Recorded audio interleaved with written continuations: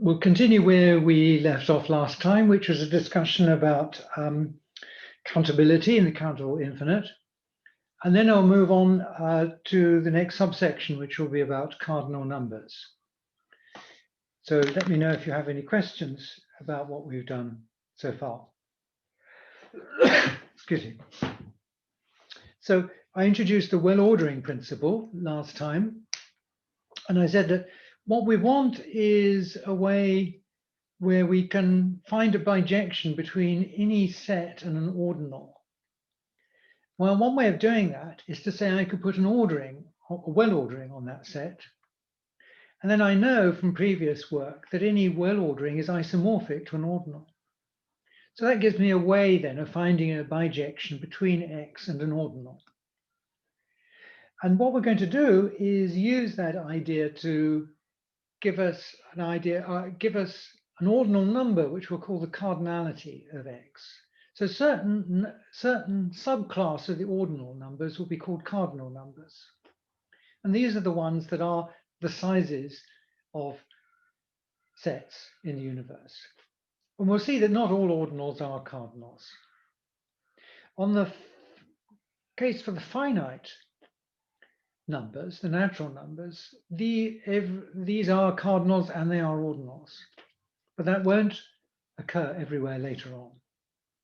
But first, let's apply the well-ordering principle to do something that you would have seen in my first year analysis, which is the countable union of countable sets is countable.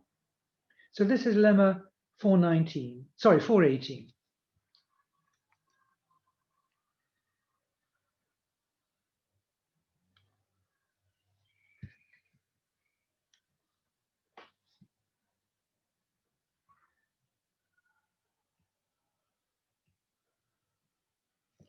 Okay, so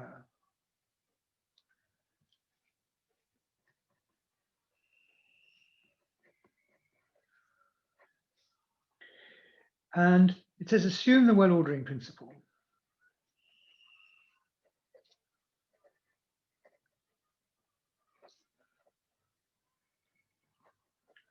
Which I'm going to abbreviate as WP, right?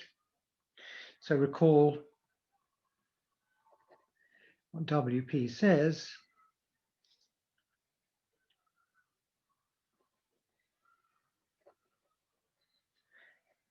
Every set has a well-ordering.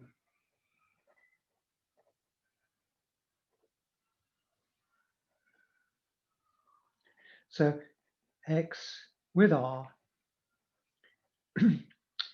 is a member of the class of well orders. So then we know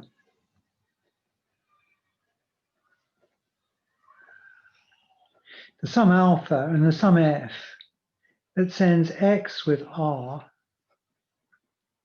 isomorphic to alpha with less than. In particular, there's a bijection between X and alpha. Right? So that's kind of the import of the well-ordering principle for us now. So the lemma says,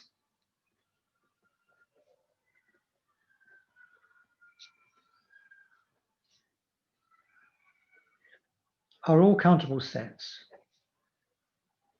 are all countably infinite. So this meant they were countable, but also infinite. So they're bijective with omega.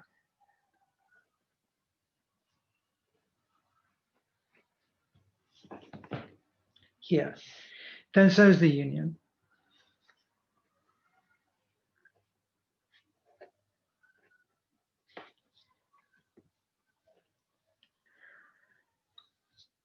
So this looks innocuous enough. The thing is that we have to find a bijection between this and omega.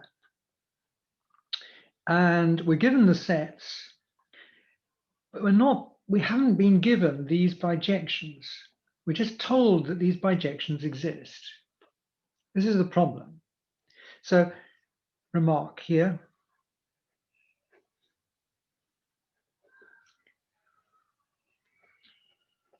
So we're only told that each xn is bijective with omega.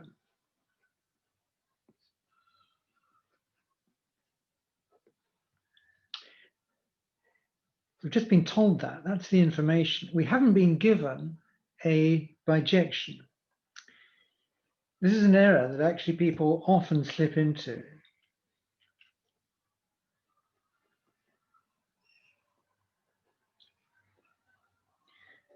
We've not been given bijections gn here from omega into xn. This is the problem, right? And again, we're being careful because we're trying to, use set theory as a foundations for mathematics. So we don't want to assume things exist that we can't prove exist from the axioms. Well, we know they exist, but somehow, even if we can get hold of these things, I need to glue them together to find a function which is a bijection between this and omega. So the well-ordering principle is what comes to our rescue. So here's the proof. So again, I'm going to pretty much do verbatim what's in the notes. So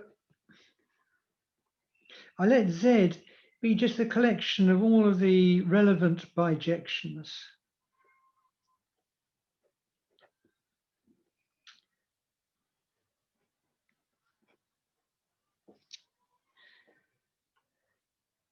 So this is the class of all possible bijections between an xi and omega. Now, there may be lots of them. Right? So I collect all of these together. If I were to formally justify it, I'd say it was by the axiom of subsets. But anyway, let's not bother about that. Yeah.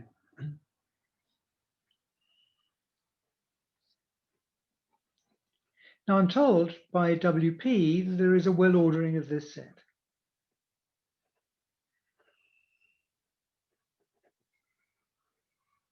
So Z with R is a well order. And this is the mechanism whereby I can find, in inverted commas, the G's that I want. Now I've got a kind of recipe or an algorithm for finding a G for Xi. I just look along the well ordering and I take the R least one.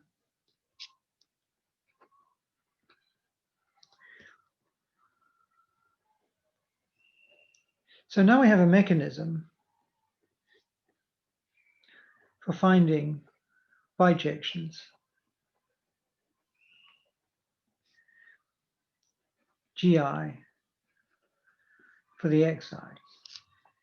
We take the R least bijection.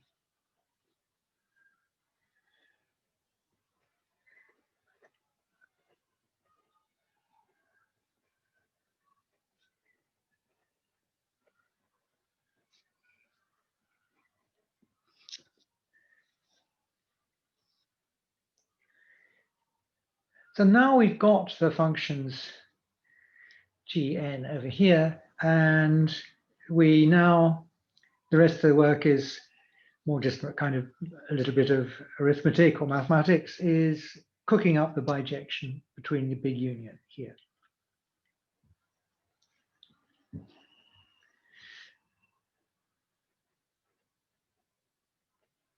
So we amalgamate the GI into a single function.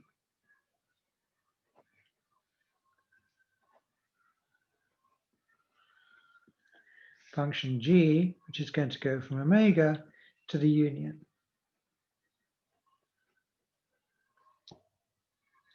And this will be onto.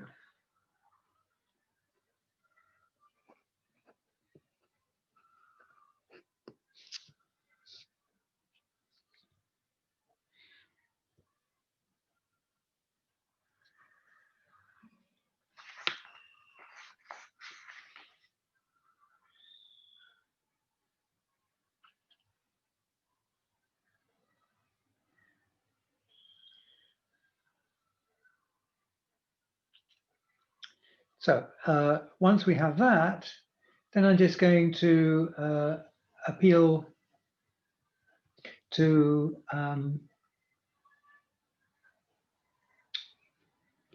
exercise 411.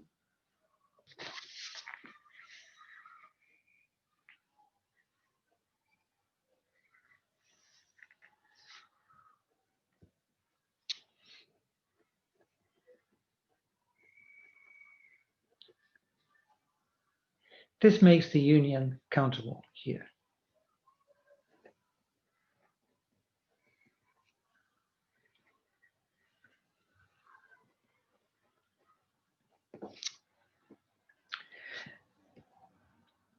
And since each xn is itself infinite, so of course is the union.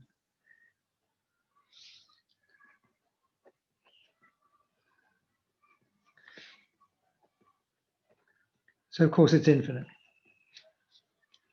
Right?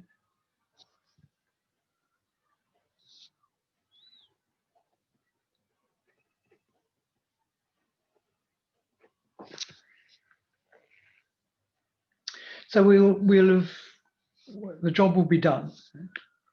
So I just now need to construct this function. So we use the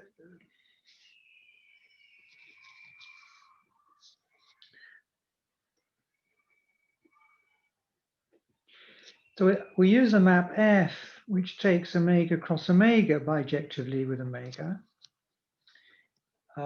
which was there in exercise 12.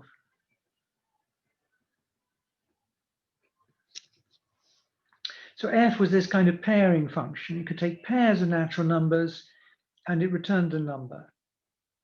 And it's a bijection. So it's a listing of all pairs, or F to the minus 1 is a listing of all pairs of natural numbers in a one-to-one fashion.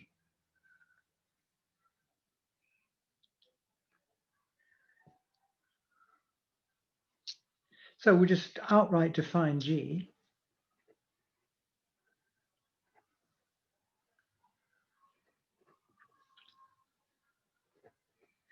Well, G is supposed to go from omega over here, right? So we'll look at the number. Well, we'll look at the pair that F assigns to the number. Maybe F of I equals M. So we're going to define G of M here. So G of M is going to be, well, we look at M, we see which pair gets coded to. So I'll let this be the ith bijection, which is between omega and xi. And within that bijection, which has got domain omega, we'll apply it to n.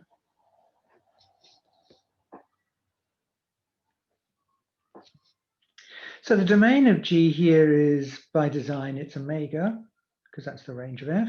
Right? And you can just check that everything in this big union here is Gi of n of something. Because if it's in the big union, it's in some xi. If it's in xi, it's going to be in the nth element in the enumeration of xi by gi. So this is onto.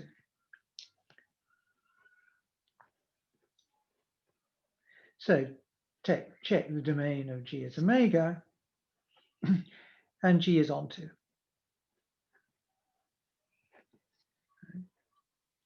So I just verbally did that here.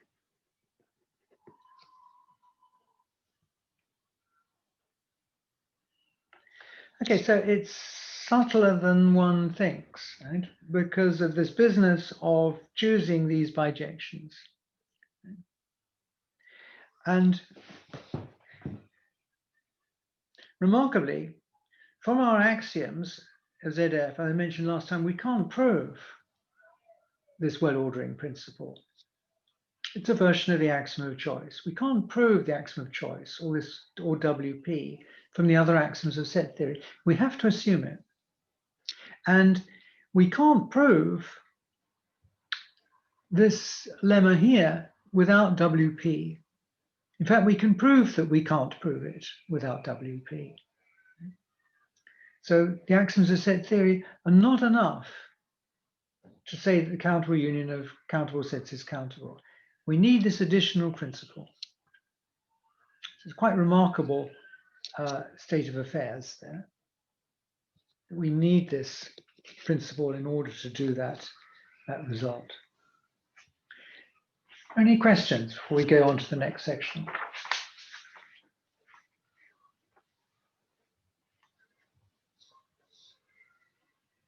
All right. So for 2 cardinal numbers.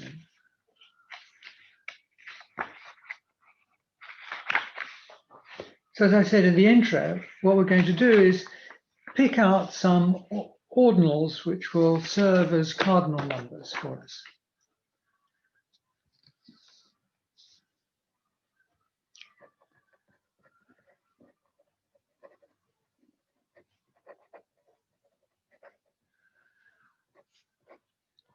So the idea or the main theme is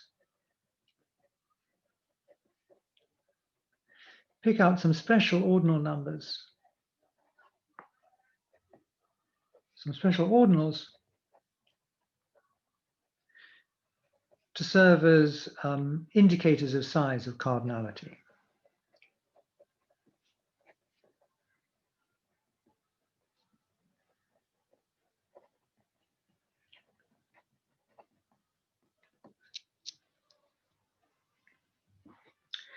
And pretty much from the rest of the course, we'll assume the well-ordering principle from now on.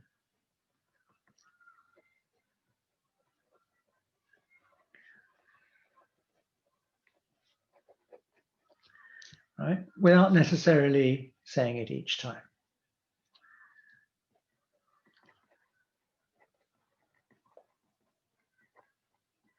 Necessarily saying so.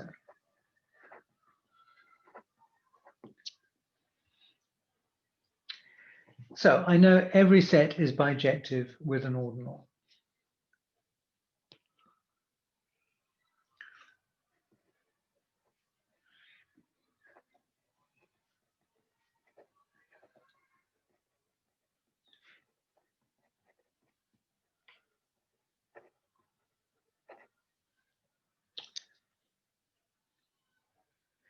And that's at the basis of the next definition. We couldn't make the next definition without that.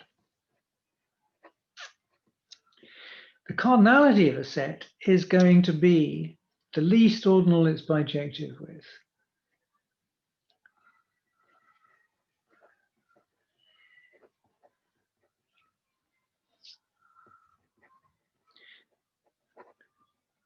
So the cardinality of X, and this will be written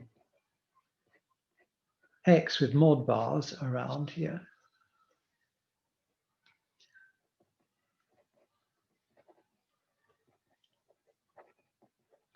is the least ordinal alpha, sorry, kappa, in the notes it says least ordinal kappa with X bijective with kappa.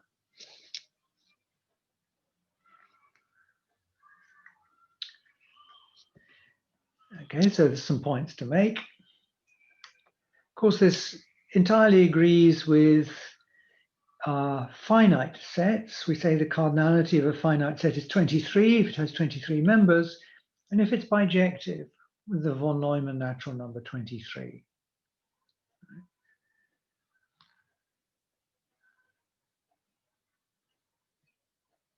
We also, being finite, right, it's only bijective with one ordinal, right, by the pigeonhole principle.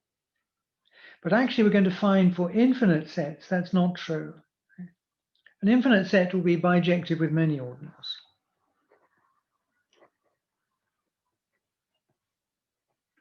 So the emphasis is finite here. Any finite set here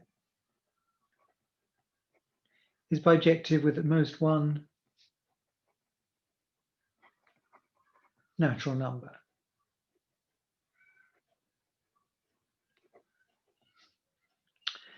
But for infinite sets, this is false.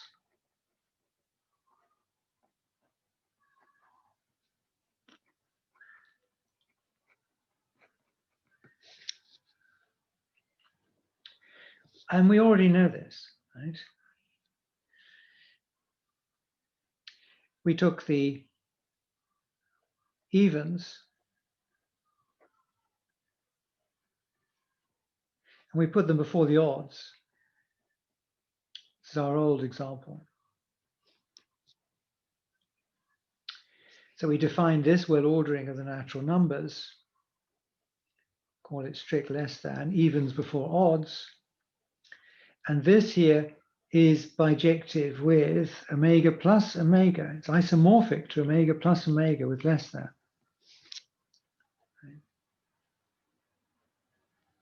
So I've got that this, the set of natural numbers, is bijective with this ordinal omega plus omega. But of course, this is what we're calling the natural numbers anyway, right? Omega is the set of naturals like this. So set of natural numbers, it's bijective, or it is omega, but it's bijective with something larger, right? In terms of ordinals, right? So we would say the cardinality of the natural numbers, right? This is just the cardinality of omega, is omega. Omega is not bijective with anything smaller. The cardinality is the least ordinal which it's bijective with.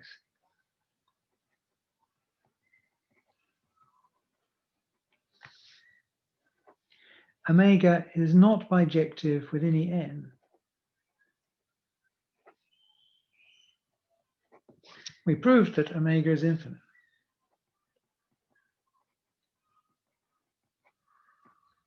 As we showed.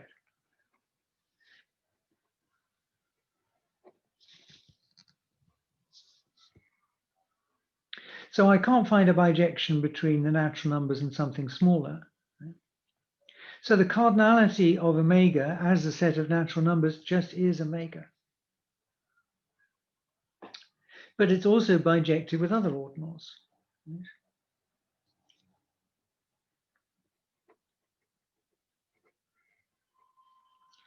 Omega is bijective with omega plus 1.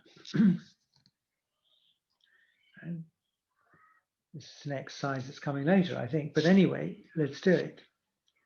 What do you have to have? A bijection. You need a function that's one-to-one onto. Okay. Well, here's omega plus 1. Right? Consists of all the ordinals less than omega plus 1. And here's omega.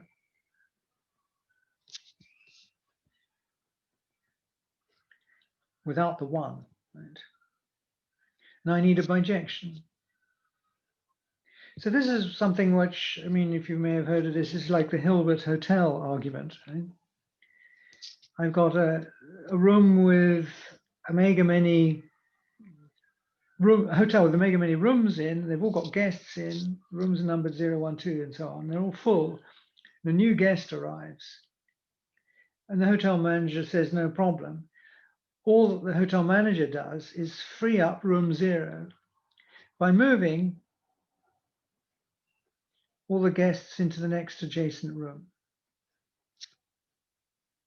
This frees up room 0, and so the new guest can go in there. So this is called Hilbert's hotel. The Hilbert's hotel argument. Not an example invented by Hilbert, actually. It was invented by the cosmologist George Gamow. So, okay, perhaps more mathematically, you're supposed to write down a function. So we define f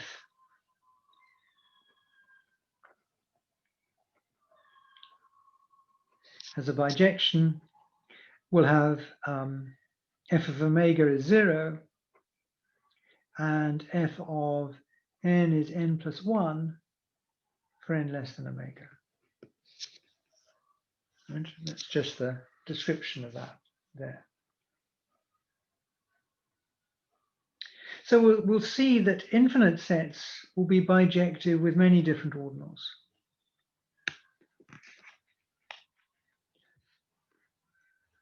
And I put the end of the last page back on.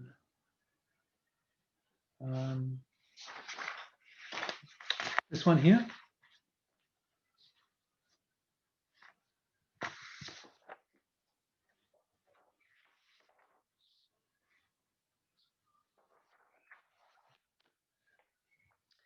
Okay, let's look at lemma 421.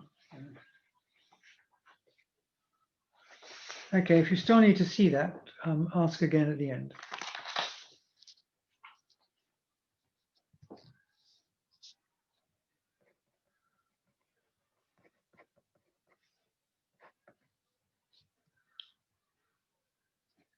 So this says this cardinality operation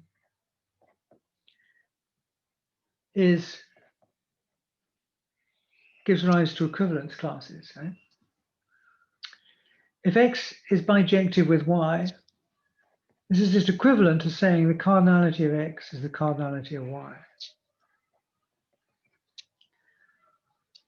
If X is injective into Y, it's equivalent to saying the cardinality of X is less than or equal to the cardinality of Y. So this less than or equals here, these are ordinals, remember. So this is the same as ordinal membership. Right?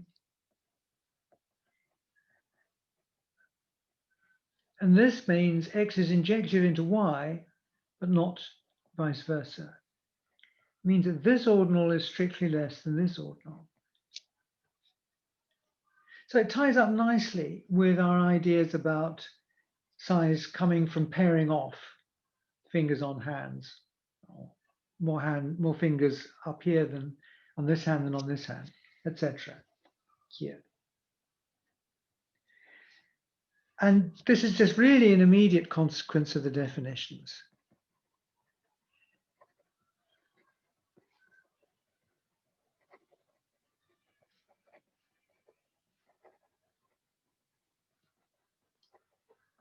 Right? So it's really an exercise in seeing how the definitions work. Okay. Let kappa be this ordinal and lambda be this ordinal here.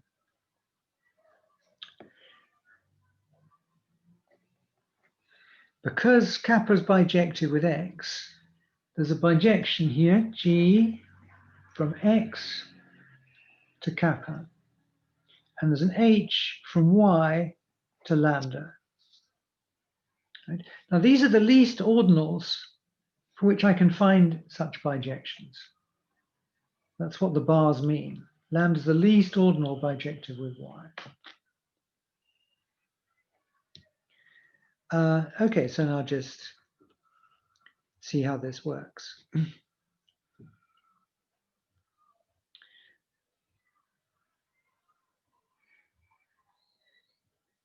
We want to go from left to right here.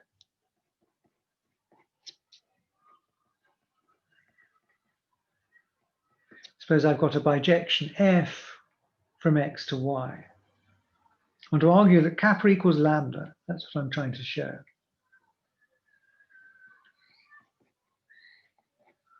Okay, lambda is not less than kappa.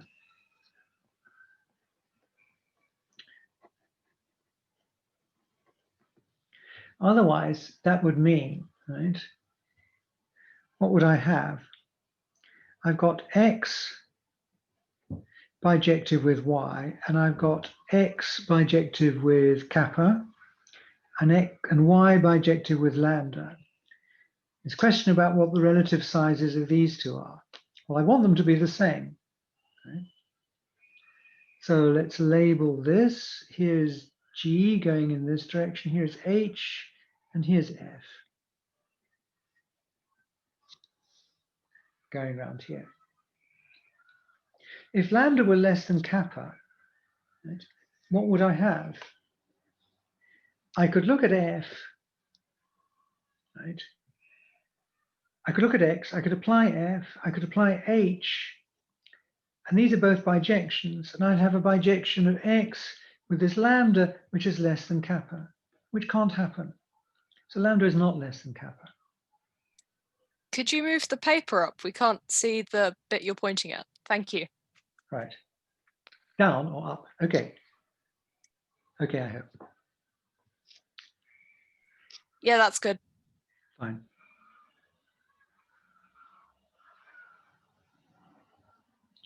So H coming after F, that's going to take X, right, bijectively into lambda. But by definition of kappa, lambda can't be less than kappa.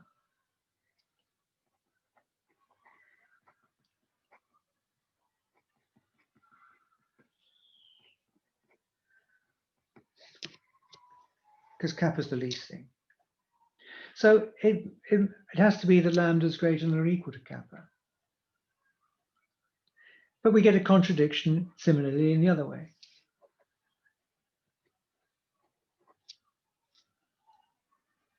Lambda is not strictly greater than kappa here.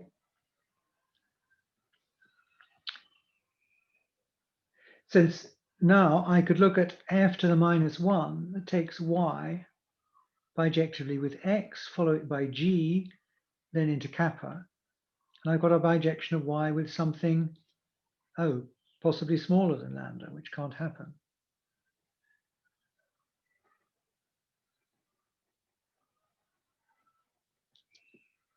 I do f to the minus 1 and I follow it by g, and that is going to take y bijectively with kappa.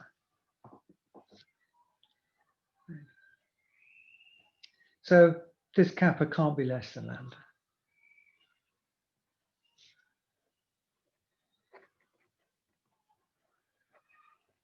And the other 2 and 3 in the lemma are proven in the same way, more using the same diagram. Right? Except here we would have injections rather than bijections, but keep the bijections there. This contradicts the definition of lambda as the cardinality of y.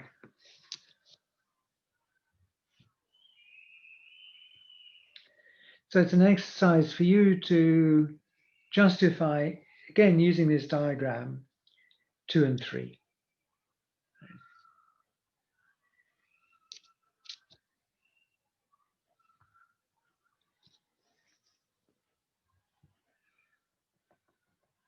So this is 417.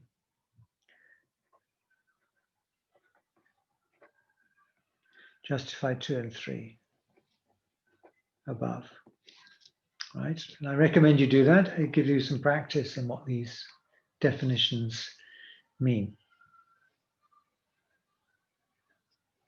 Now, ordinals are sets, so of course, ordinals have cardinalities as well. We've defined, because of the word ordering principle, every set has a cardinality.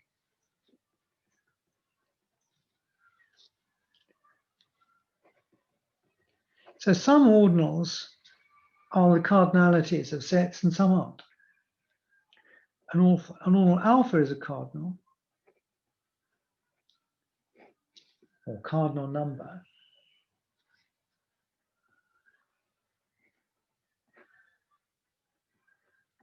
if it is its own cardinality. So this means, this is the least ordinal bijective with alpha. It means there's nothing smaller that it's bijective with. So e.g., omega is a cardinal. Right? For all n less than omega, omega is not bijective with n. So cardinality of omega is omega. It's our first infinite cardinal number.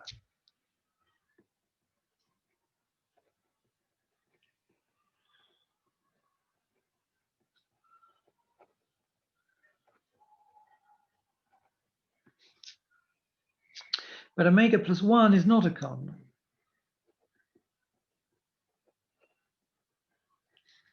we saw that the omega plus 1 was infinite, but it was bijective with omega. Here.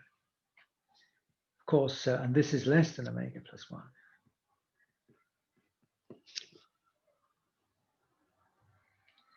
And similarly, omega plus 2, omega plus n. And we also saw omega plus omega are not cardinals.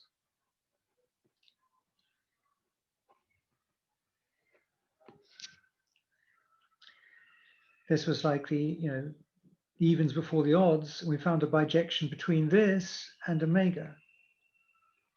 It's clearly infinite. We can't find a bijection between this and a natural number. So the cardinality of omega plus omega is omega again. And of course, that's less than this. So you can see the picture developing that there are going to be many ordinals which are not cardinals. Indeed, all of these countable ordinals are all going to be bijective with omega here.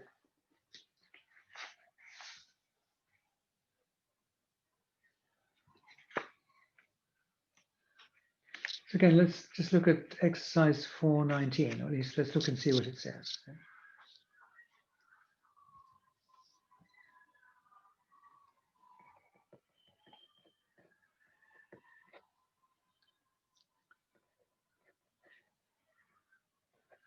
Okay, so to keep it interesting, we will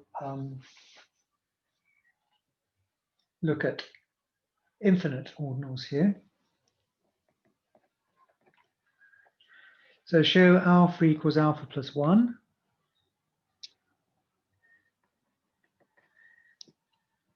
And 2, suppose n is non-zero finite. Show that alpha plus n is not a cardinal.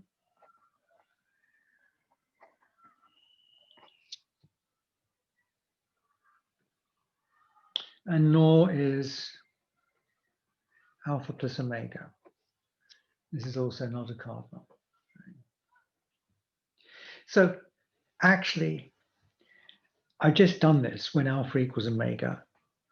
Right?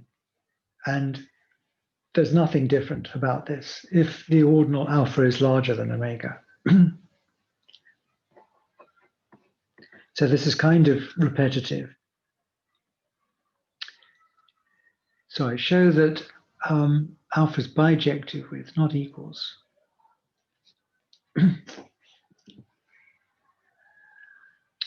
And we do the same as we did for omega. In the Hilbert Hotel argument, we send alpha back down to 0, and f of any n we send to n plus 1 for n less than omega. But now the slight difference is alpha may be bigger than omega. Here's 0, here are the n's, here's omega. Maybe alpha is up here. And alpha plus 1, okay, is the ordinal whose largest element is alpha. So the Hilbert Hotel says, I send this one down to 0. Right? So alpha, f of alpha is 0. Right? I shift each of these up 1 to make a new hotel room for the guest. That's what I do here. But these other guys here, they can sleep soundly. They don't need to move, right? So f of gamma is gamma for omega less than or equal to gamma less than alpha.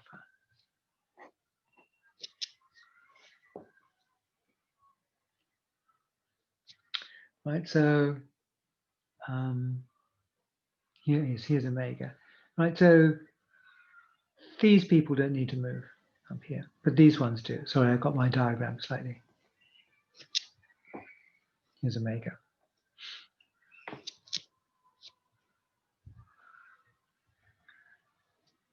So the conclusion is alpha plus 1 is not a cardinal.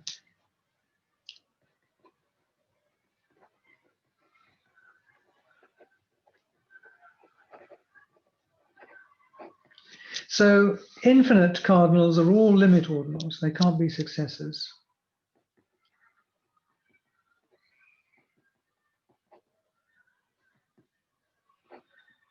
So this was about infinite alphas.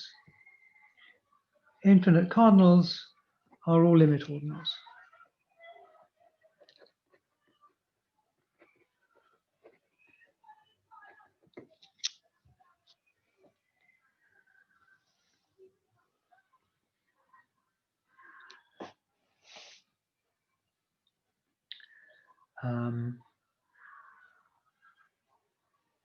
To show that alpha plus n or alpha plus omega is not a cardinal, just biject it with something smaller.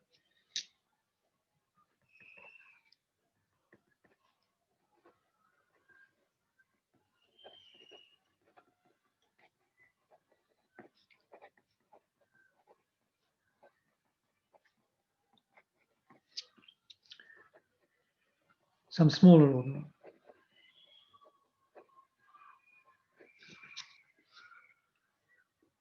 And that will mean they can't be cardinals.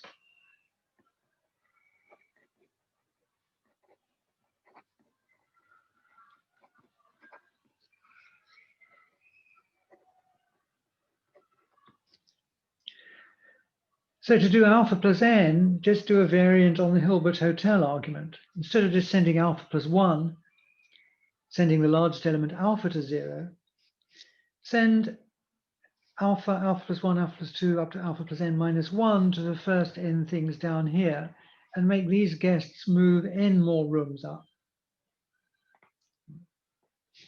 Instead of just shifting by 1, make them shift n more rooms up. Sorry, different n from this one.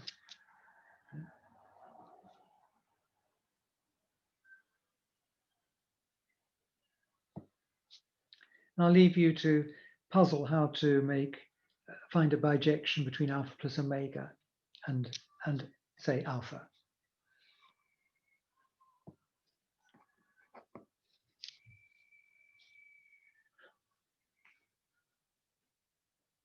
Okay, I don't know if there's any queries there.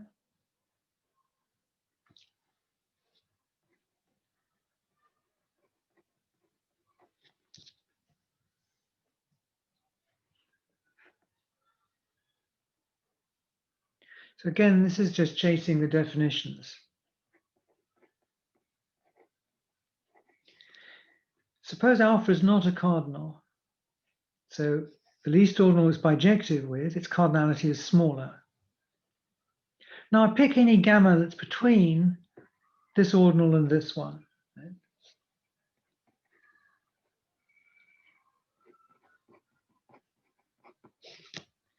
Then the least ordinal this guy is bijective with is this one.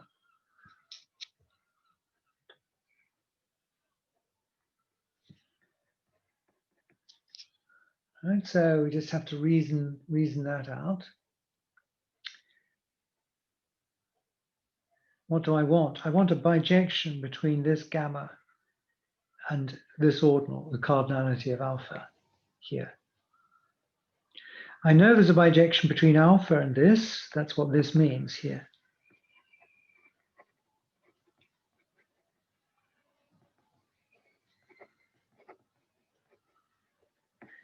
Doesn't matter which bijection, from alpha together with its cardinality.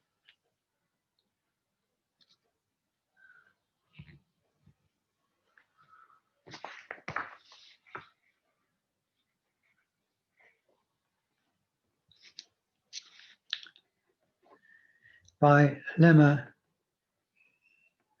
421, clause 1, I think it's clause 1,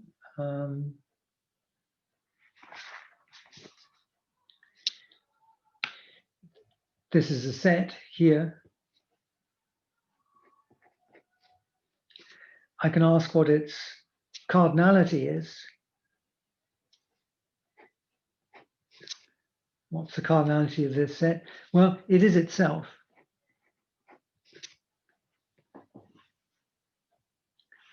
Right.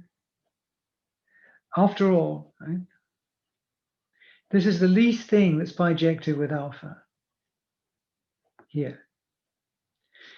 This is the least thing bijective with this. But that can't be less than this, because I could compose the bijections and I'd have a bijection with alpha and this gadget. So this gadget can't be less than this.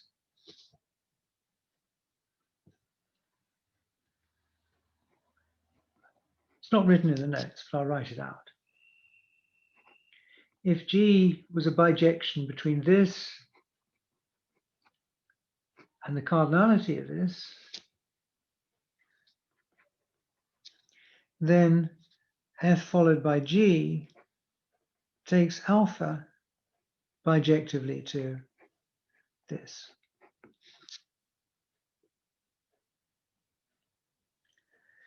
But that's the least ordinal bijective with alpha. So this equals this. That's what I mean by applying 421.1. So a cardinal number is always its own cardinality. Cardinal number is always a cardinal. It's another way of saying it.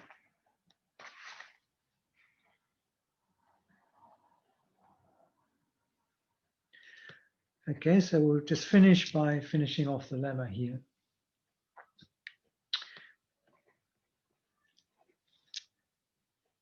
So gamma being less than or equal to alpha actually is equivalent to gamma being a subset of alpha, right? It means that either gamma equals alpha, in which case it's trivial, or gamma is a member of alpha. But recall alpha is transitive, so gamma is a subset.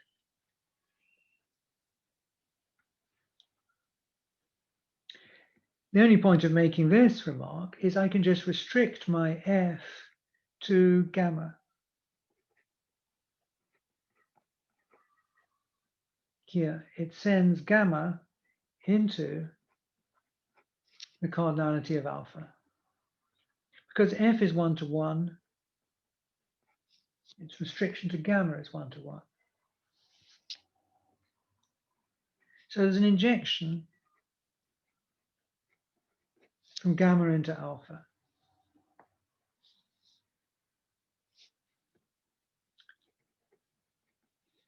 But we're also told cardinality of alpha is less than or equal to gamma. Right? So again, this is just an ordinal. It's less than or equal to this one.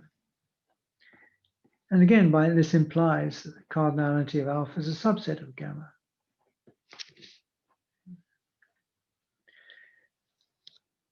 So trivially, the identity map shows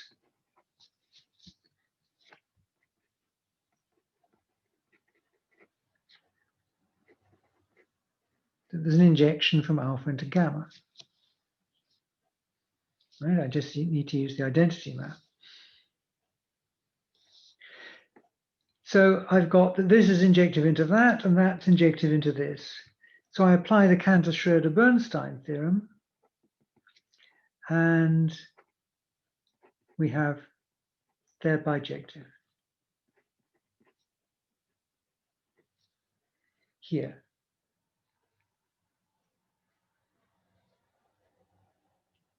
So again, the cardinality of alpha is the cardinality of gamma.